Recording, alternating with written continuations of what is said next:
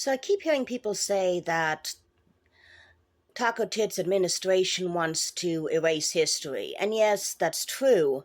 But I really think it's more than that. Because, as an example, I wanted to talk briefly about the Benjamin Franklin exhibit in the Smithsonian, which they have been going after the Smithsonian like crazy. But this is a prime example because the Benjamin Franklin exhibit suggests, as part of what it's saying, that Benjamin Franklin profited directly off of the time, labor, and perhaps even knowledge of enslaved persons that he owned, who were legally obliged to provide him with these things. Therefore, his inventions, his scientific progress, and so forth, cannot be claimed to be his alone.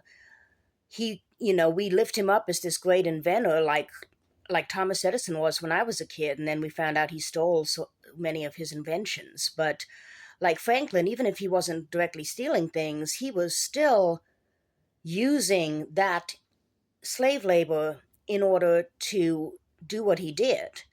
And as a result of that, today, even rich Americans, and in fact, Americans in general, are still profiting from the results of that labor. We as a society are still benefiting from the exploitation of these enslaved persons and the legacy of that.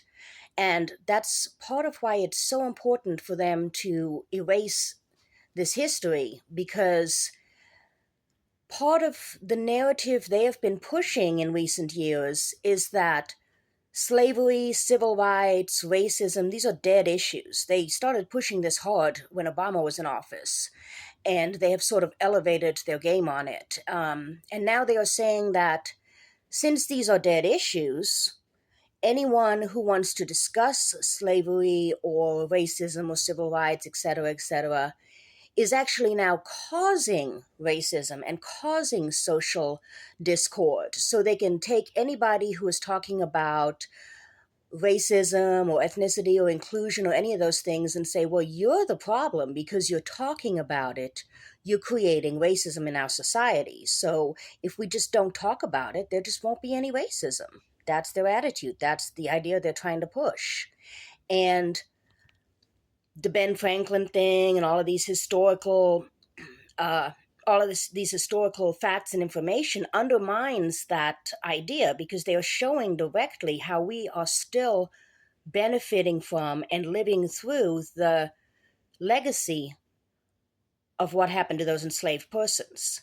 It is interwoven into the fabric of our society in a way that they refuse to address. And it's part and parcel with the ideology and propaganda that they want to push.